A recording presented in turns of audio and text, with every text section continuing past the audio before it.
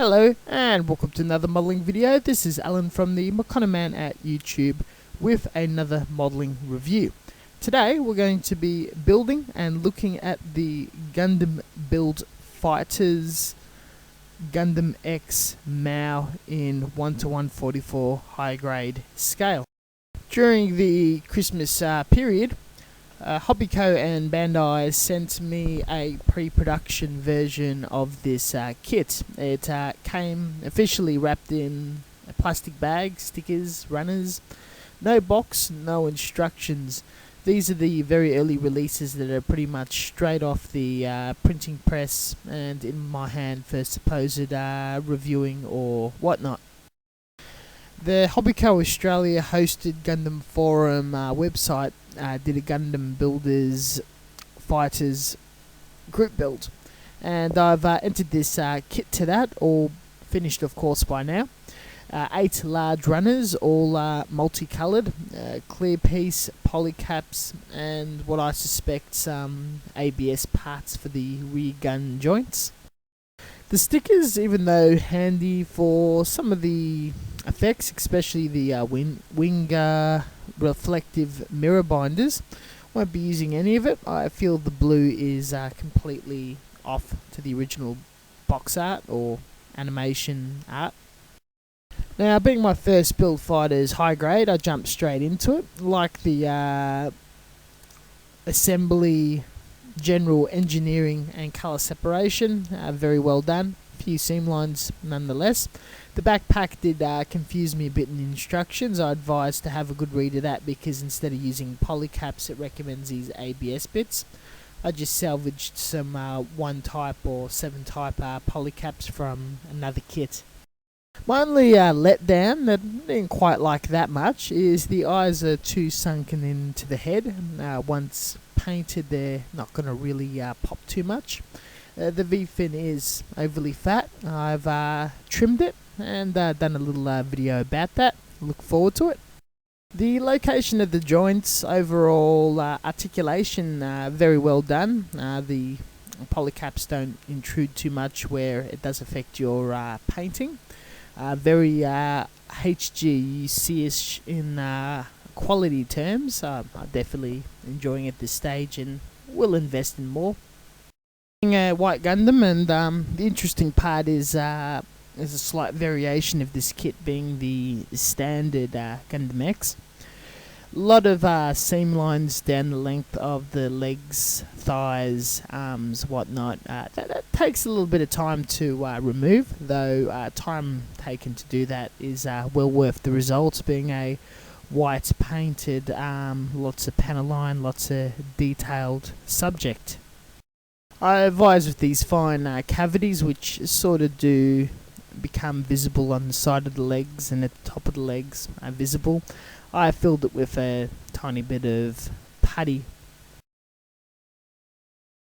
Overall, having a look at the raw snapped kit, of course a bit of marbling from the putty process, but the seam lines don't seem to jump out looking front forward. The proportions are absolutely lovely. The colour separation, even though there's lots of small detail here and there that does need to be nipped with a brush, doesn't impose too much. I find this as just a pure snap kit to put together and put on your shelf absolutely lovely. The stickers will definitely enhance it a little bit, and overall as a snap play articulated model, definitely recommended. This thing is cool. Plenty of accessories when all slapped together, quite menacing looking. That regards, definitely recommended. Now let's have a look at painting.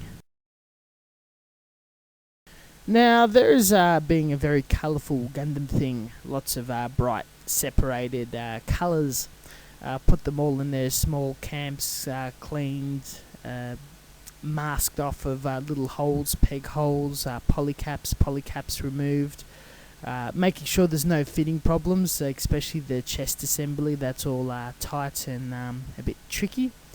All mounted on pegs, being high parts count. I had to rip open a new box of pegs actually, and this was a bit tedious, time consuming.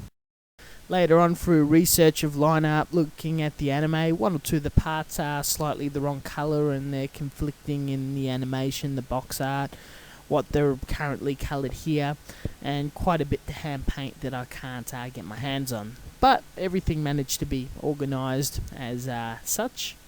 And as such, of course, everything primed in Tamiya lacquer grey.